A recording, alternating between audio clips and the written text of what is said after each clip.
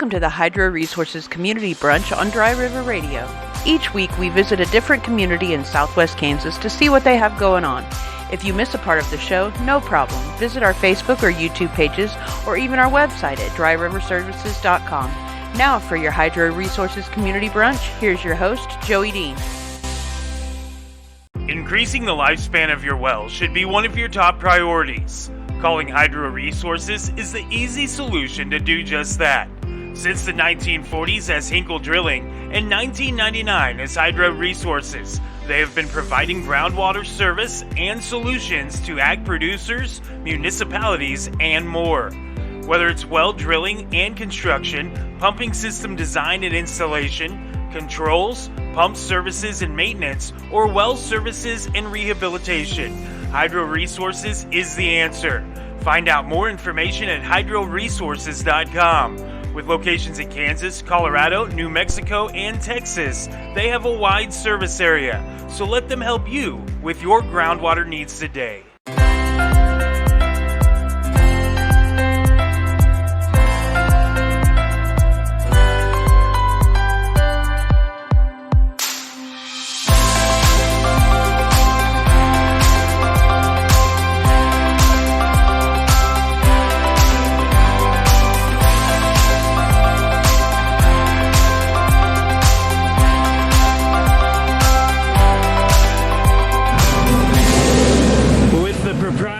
Pig Phatz BBQ, Frankie and Beth, and what do we got here, guys? Well, we've got a few pounds of burnt ends, the last couple racks of ribs we're making for the day, and we're fixing to throw on some brisket after we pull these. Look at that. So good. And welcome to the very first community brunch here on Dry River Radio. I'm Joey Dean, and joining me is the city manager of the city of Garden City, Mr. Matt Allen. Matt, you and I used to talk like once a week. We did. Now we don't talk near as much, right. But you were one of the guys that helped me to formulate the plan for this program. So it's only fitting that you're the first one, right? Thanks, yeah. So there's so much going on with Garden City all the time. Yeah. You oversee a lot of things. What is your role for people that don't know? Right. As city manager? Right. So, our local government in Garden City is set up in a council manager form of government. In the state of Kansas, it's called commission manager or city of the first class. That means we've got a board of directors. We've got 5 city commissioners. They're all elected at large. They're the board of directors for all the services and activities that the city is responsible for. And we kind of talk about that being 25 different business units. Some of those are tax supported. So you've got your police, your fire, your parks, your streets. In Garden City, that includes Lee Richardson Zoo. There's a separate property tax mill levy set aside for the operation of Garden City Regional Airport. But we also have things like Buffalo Dunes Golf Course. We've got an electric utility, a water utility, a wastewater utility. We collect trash, just a host and variety of different things that the city of Garden City does. I'm the chief administrative officer, so the board of directors or the city commission hires a city manager to oversee all of those operations. So the city commission has one employee, the city manager, and the city manager is responsible for kind of building the team that leads all of those aforementioned operations. We have, thankfully, really skilled people in each of those areas. So our airport director is a really expert in the world of airports. She's been at it for a long time and knows Garden City Regional Airport front and back. Our operator of our zoo has a career history in accredited zoos, and so she knows what she's doing in that area. And similarly, on down the line, our police chief coming up through the ranks of Garden City Police Department, our fire chief hired from within, and so we've got subject matter experts in each of those areas. But my responsibility is just kind of coordinate that team to do their job to the best of their professional ability, but also see that aligns with what the city commission has as its vision for the community. So really a bridge between the elected officials and the appointed staff. So you mentioned the airport. I actually got to go in it the other day. We rented a car for this weekend. I played up by Topeka, and so we had to return the car, and the airport's where we returned it. And that was my first time in the new terminal. Oh, yeah? Awesome. And actually, that was the first time my son H was ever in an airport. He mentioned that, Dad, I've never been in an airport. And then he went on about how he's never been on a plane and all that stuff. But I said, well, we're here, buddy. Let's go check out the airport. And he thought it was the coolest place. Very beautiful facility. I was very impressed. Yeah, so that project started, 2 years ago? But really, the talk about a new terminal, and this is not uncommon for things happening in the city government. I think the talk about a new terminal even began in the 80s or 90s at least. Rochelle Powell, our aviation director, she began maybe as much as a decade ago, pretty close, I think, with the kind of pushing the city commission to begin the kind of engineering. We knew at some point we were going to need a new terminal. We weren't really sure how we were going to pay for it. But let's get the plans in place. Let's get the design ready. Then we can begin solving the money problem. How does this all work out? So we had kind of the design, the plans for the terminal that we were going to build, and then COVID hit. And one of the silver linings of COVID for us was $19 million fell out of the sky for that terminal project. And the only reason we were able to do a terminal project is because it was shovel ready. And so really, Rochelle Powell is to be credited with us having an airport. I mean, if we would have said, we have 19 million, what shall we do with it? Well, let's start from square one and start doing an airport. I don't think we would have got it. I don't think that was the intent of the money. And so it was kind of, COVID relief, ARPA, I don't know which version of that, but it came in and was directed on a formula to all the different airports around the country, and we were able to execute on kind of the next project up, and that was the next project up for us. We already had kind of $5 million set aside with some state funds and some local funds, and then the community was able to back a sales tax in lieu of doing a property tax to cover the remaining 7 or 8 million of that project. So, we broke ground 2022, finished in 2024, and as you mentioned, I mean, it's. I'm glad H's first airport visit was that airport and not our old one. Right? Jen and I were talking about, because we had gone in and rented a car from the old terminal previously years ago, and it was so congested and just like it felt like you were crammed in there, especially with people wanting to go eat it. And Napoli's was out there at the time, and wanting to get on a plane and things like that. I mean, it was just such a restricted space, and now it's wide open, and Milk and Honey at the flight deck is out there now. We were wanting to eat out there. We still haven't eaten out there. I know you're a foodie, but it's on my list. I'm looking forward to a foodie review from you on Milk and Honey, because it is excellent food. So. Yeah, that's on our list. Jen and I were talking about that actually when we were out there. That's one of the places we still have to go. We're here at the Main Street Food and Brew Hall. Yeah. This used to be Flat Mountain Brew House years ago, and then a couple years ago they switched it over here. And there's a number of different places inside here, the newest of which you and I are going to enjoy here in a little bit, Pig Phatz BBQ. And really looking forward to we'll it. show some video here. We talked with the owners earlier and just got some video of things on the smoker and all that. But nice. When new businesses come to town, like I follow Garden City Chat and all that on Facebook, most people do. Whenever there's an announcement, a new car wash is going in somewhere, everybody goes off about how, they'd love to see an Olive Garden or a Chick-fil-A or whatever. You name it, Dave & Buster's. People dream big out here. What is the process of getting new businesses to come to Garden City?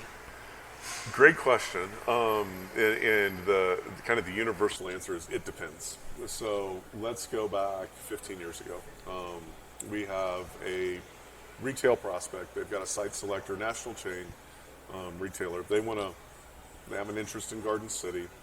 they're doing some site selection. They find one site they like, but then as part of their protocol, they like to find another site represented by another person, very obviously to get them in kind of a bidding war with each other. But Right.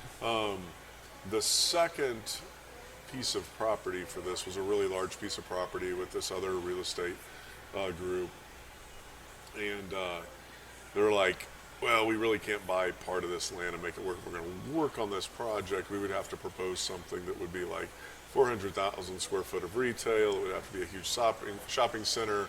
You know, we could talk about ways to do that through a tax increment financing tool or a star bond tool or whatever. And you know, we're open to that idea of working with them, but also working with the other side as well. It was all about that chain choosing which site they wanted to locate. Well, they ultimately chose this Plan B, this bigger site. Well, that ultimately became Shulman Crossing. Interestingly enough, the national chain retailer that started that whole thing never ended up coming to Shulman Crossing, but they started the whole process, and so we were very involved with the developer on that. Now, how involved were we? And it's like it's going to be Hobby Lobby, it's going to be TJ Maxx, it's going to be Menards. It's going to be not very. I mean, we had direct negotiations with Menards because they were phase one by themselves. Kind of three-party negotiations with us and the developer and Menards. But when they got into the in-line, which would be kind of the Home Depot, TJ Maxx, Dick's Sporting Goods, go on down the line, that was working more directly with the developer. They're for most of those storefronts, they're the owner, and they have just lease arrangements with those places. But we were really actively involved in that project. Stone Creek Development to the south, which was the Old Chicago Hotel and Water Park, very active in that. Now that some of those places are established and the developer or the property owner wants to go in and put in something in one of their outlots, they really don't. I mean, it's already developed. There was infrastructure there and all that. The city isn't that involved. When somebody comes and pulls a building permit, that's kind of when we most likely know who's coming. But there's a lot of times that, you know, there's other folks out in the community that, you know, contractors that have been contacted or, you know, other stuff that know about projects before us. Infill sites, things coming into the downtown, you know, we may not necessarily know about that because if the place is already zoned correctly, all the infrastructure's there, the building's there, yada yada, there's no requirement to come into the city, and you know, we don't have a local business license or anything like that. So, you know, when this Flat Mountain Brewery was first constructed, it changed from the bike rack used to be here, a really good local bike shop, and that person sold, and a business partnership bought this and remodeled it, did a great job. Yeah, we were involved in that project, but in the switchover between Flat Mountain Brew House and Main Street Food and Brew Hall, we were less involved in that because, again, all the infrastructure's in place. They're just changing internally kind of their business model and what they do. But so yeah, it all depends. It depends. Yeah, I always see people like freaking out. Oh, we need this, we need that. And it's amazing. You got to value how much what you control, have too. Yeah, people. You know, you see something come in and occasionally see a comment of like, "Did we really need a fourth coffee shop or something like that?" Like, we don't pick and choose. Like, if it's, you know, our zoning is like business. It doesn't say, you know, coffee shop. It doesn't here. drill down to zoning to coffee shop, shoe store, whatever. Yeah, it's still a free market. So it's amazing how much control over things the impression people have of what the city manager or the city commission has on those things. On a macro level, quite a bit of influence on developing new property, redeveloping existing property. But once kind of the infrastructure is set up and the buildings are set up, what goes in there is very much free market. We've got the entertainment-wise in this town, you know, the Garden City Wind, the zoo. There's a number of different things, family-oriented, you know, festivals that go on, Art in the Park and Beef Empire Days and everything that happens with the city of Garden City. And then we've got some new entertainment options coming to town as well that I've been seeing. Of course, Sports of the World is pretty near completion. So entertainment-wise, Garden City has kind of always Dodge City has that tourist draw of being Right. Dodge City and Gunsmoke and Yeah. Matt Dillon and all that stuff, and Garden City doesn't have that. But entertainment-wise, it feels like things are starting to pick up a little bit in town. I think that's fair. From an entertainment standpoint, to the extent you find casinos entertaining, and also the headline shows at like a United Wireless Arena. I mean, Dodge does a really good job of bringing in acts and filling up that venue, once a month or once every 2 months with something that is truly a regional draw. But outside of that, I think your assessment's fair. I think every Wednesday night, Thursday night, Friday night, Saturday night sort of entertainment, I think you can find that in Garden City. I think there's an emerging live music interest and scene that I've always thought is right there. It's just available venues and available, because I think the audience follows that, and so the marketing, the available venues, and getting the opportunity to get that out there, I think they're well attended when we have them, and see more and more of that stuff popping up, and also just the events, the festivals, the things that are uniquely Garden City. I think there's a lot of opportunity to do that. Garden City Wind Games were probably the biggest impact with the least amount of effort that we ever did for evening entertainment for let's say the 20-something crowd. Now I'm way over 20 and I still enjoy it, and my kids went with me and they were way under 20 when they went and they enjoyed it still. But I kind of that what's a draw for a young professional during the summer when you're in Garden City, and you can go to a Garden City Wind game 4 nights a week during the summer, and it's a ton of entertainment. We don't charge the Garden City Wind for the use of the facility. They are in an order of high school's got to complete their season. They get first right. If we tell the Wind what weekends that we're going to have youth tournaments, and that are kind of youth tournaments to draw people in from out of town, that gets second priority. They can have every other date after that, and they do a great job of filling that up and programming around it. And the switch to having a local GM and what the Ralston's family's done is amazing. I mean, that's the hardly any blood, sweat, and tears went into making that happen. It was just hey, yeah, come see what you can make. If you make something with this, it's going to be a nice offering for people in the community. And sure enough, I mean, it was a home run. I mean, pun intended. It's been a real home run for Garden City. Yeah, Randy Ralston, the 2025 Pecos League GM of the Year as well. Yes, so yes. finally he got one. I've been lobbying for him the last couple of years, and he finally got one. Yeah. So very happy for him. Is there any goal from the standpoint of the city, be it the city commission, your office, people involved with the city of Garden City, where you look at this town and you go, we want to be the retail hub, or we want to be the entertainment. This is our goal long term with this community, because it feels like there's been a very, very good job done of bringing in retail and making this a place where I know people that travel from Guyman come up here to shop, or from Lamar, Colorado. You draw from a couple hours away for people to come shop in Garden City. Was that the goal, or is there more of a goal to it? Or that it is a goal. It has been a goal, and the consistency of that being a goal, really over an extended period of time, has been a huge benefit from a staff person's perspective.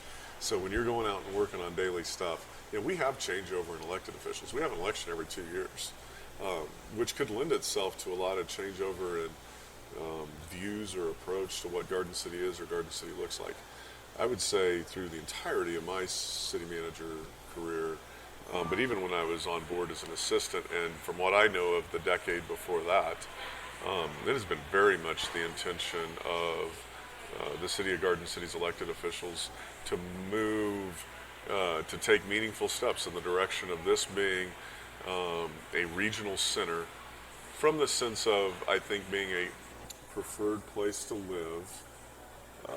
So not just visit, but a preferred place to live and attract people from the region. So it wasn't just, hey, let's put all our money into attracting people from someplace else and forget about what it means to live here.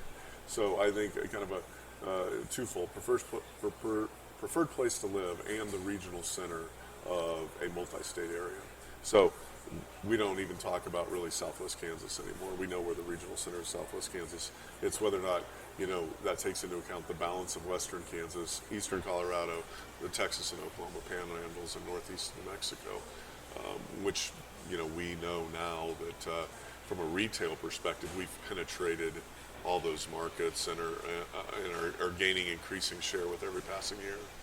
It's always funny when I talk to my friends that live back in Virginia, because I'll make a comment, it's 30 minutes for me to go to a good grocery store, or I have to drive 6 miles to a gas station because I live in Ingalls, or, Home Depot's a half hour away, or Walmart's a half hour away, and to them, that's 5 minutes down the road, and it blows their mind when I say, there's people that drive 2.5 hours to get here to shop at Home Depot or Menards or whatever. My mom lives in Ashland, and her and my stepdad come up and shop at Menards all the time.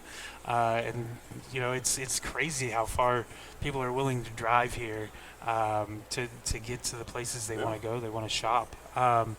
So infrastructure-wise, I know that there was a couple of years ago, the bypass was redone. Adding a stoplight on Jeannie Barker in Kansas was amazing, and then it got long time coming. Then it got damaged right away, right? Like within a month, I think. But it's back up and running. It's been great. As somebody who takes Jeannie Barker out to go back home to Ingalls from Walmart, that's been a lot of worry off my mind, because that intersection was so dangerous before. Is there plans as Garden City continues to grow? I know more housing has been added the last few years from when you and I started talking 4 or 5 years ago. A lot more houses have come into the market. Is there plans to expand the infrastructure in town, to expand the bypass to the east or west or anything like that? Yes, there is. And the plans, while the push on that, it feels very new and like we're starting this kind of long slog to creating kind of the next ribbon around the growth pattern and the growth development area of Garden City. The background of it is really a 2004 or 2005 Kansas Department of Transportation master plan for the US 400 route, which was really the way we were going to get across southern Kansas from Missouri to Colorado on our highway system that would bolster up the system that was already there. 4-lane it primarily where the 4 lanes need to be, but maybe Super 2 was the concept in the early 2000s. And that plan includes all the improvements that are being made right now between Dodge City and Garden City, which are a long time coming. But let's say you're traveling west and you go by Garden City Regional Airport, that road is tilted from the southwest to the northeast. The 400 route master plan from the early 2000s shows that road staying on that trajectory where it otherwise turns and goes west and ultimately turns into Fulton Avenue, right? Coming in by all the stuff in Garden City. It continues to the northwest and then sort of arches over the northeast corner of the growth pattern of Garden City around Antelope Hills, and then comes back in and joins up with the North Bypass. It anticipated that happening somewhere between Campus and 3rd Street. Now I think that probably where that integrates and how that integrates with the north part of the bypass is probably going to be the hardest redesign. But the balance of that path, creating that archway,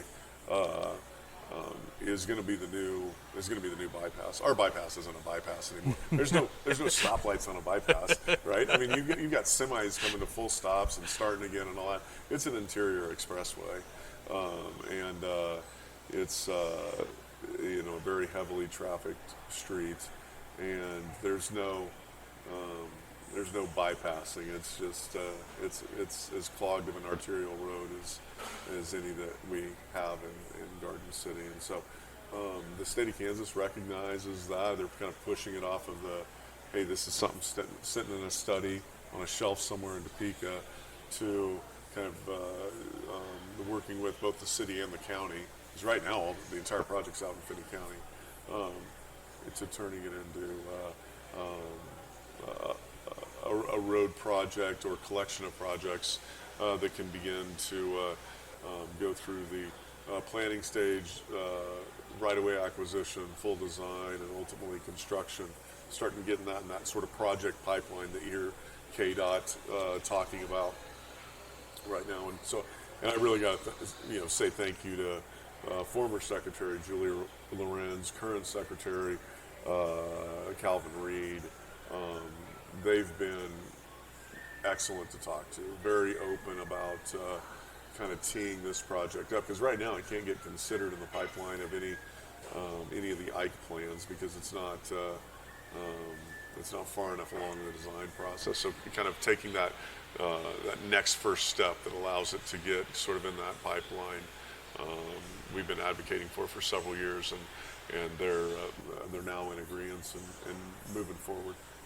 Yeah, that's great. I remember being in high school and they were talking about the 4-lane from Garden to Dodge, and finally that stretch from Cimarron to Dodge now has been fantastic, and they're getting ready to start the project from Cimarron to the airport basically, and I am terrified of that living in Ingalls, because I don't want to deal with that at all. Yeah. But I want the finished product. Right. And I think everybody's kind of like that when it comes to road construction. Like, I don't want to deal with road construction, but I want to deal with the 4 lanes when it's done. Right. So. And the patterns, now I think in that area they're going to be trying these J turns instead of having you cross at 90-degree angles.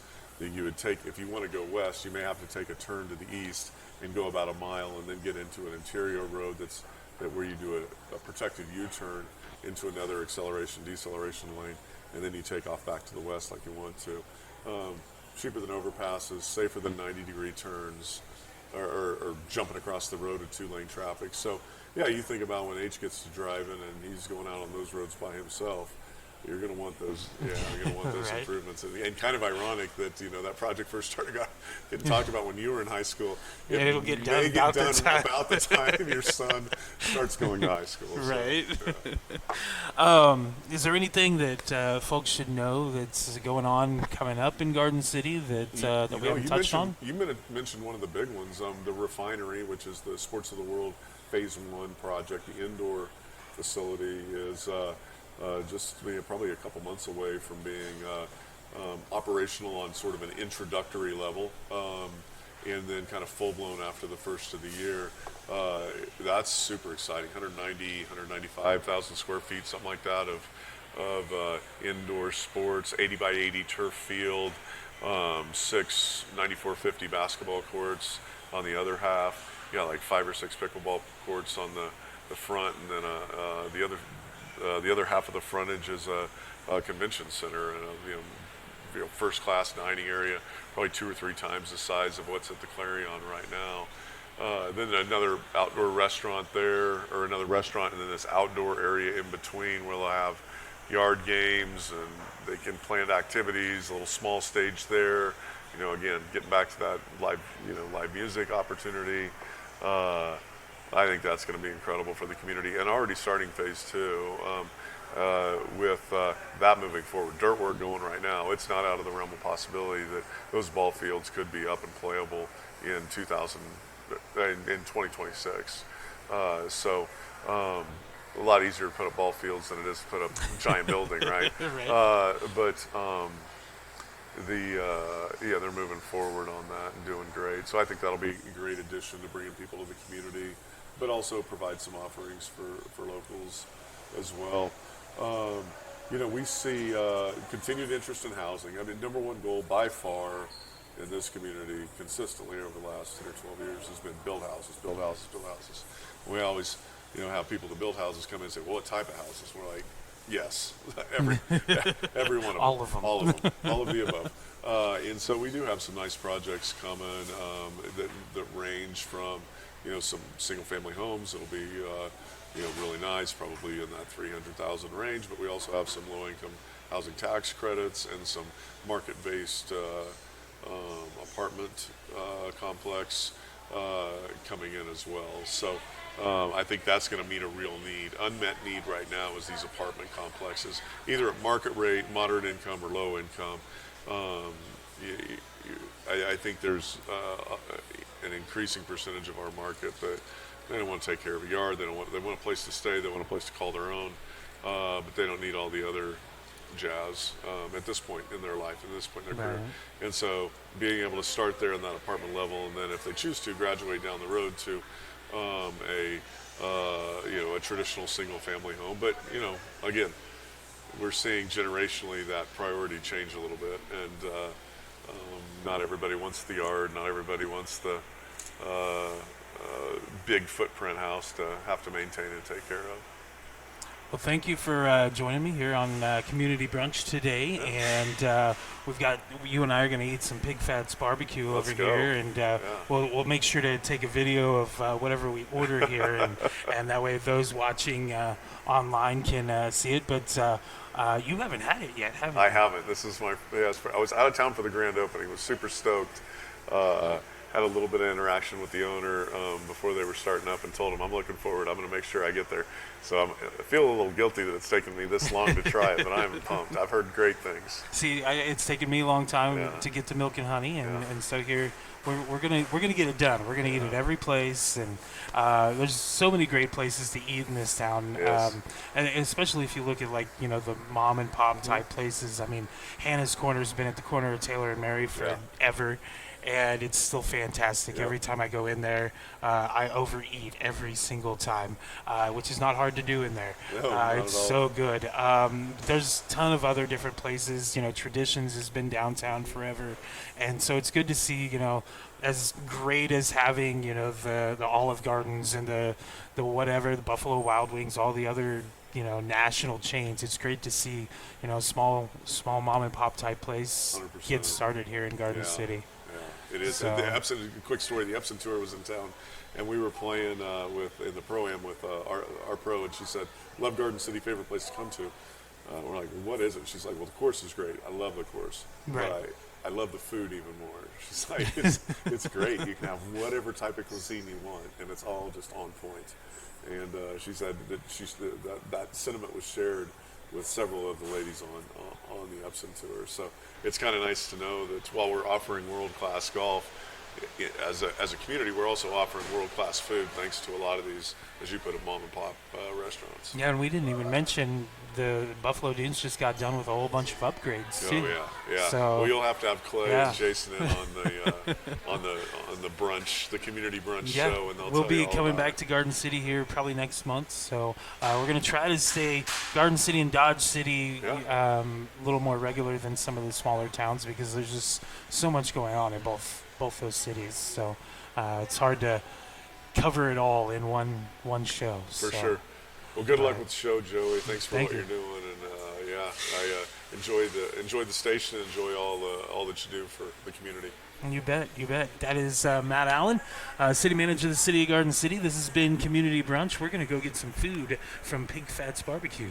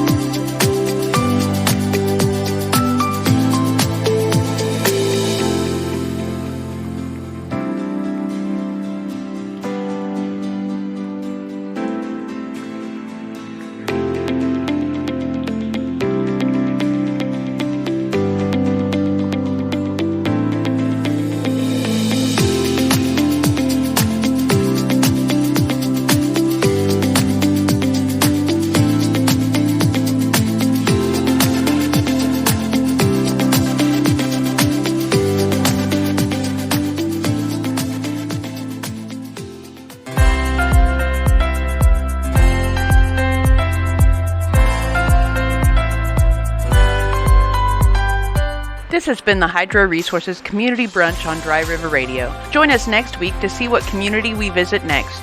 As always, you can catch up on episodes on our Facebook or YouTube pages or at dryriverservices.com. Increasing the lifespan of your well should be one of your top priorities. Calling Hydro Resources is the easy solution to do just that. Since the 1940s as Hinkle Drilling and 1999 as Hydro Resources, they have been providing groundwater service and solutions to ag producers, municipalities, and more.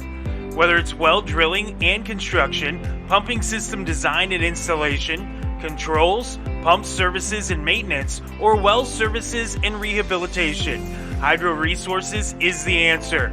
Find out more information at hydroresources.com. With locations in Kansas, Colorado, New Mexico, and Texas, they have a wide service area, so let them help you with your groundwater needs today.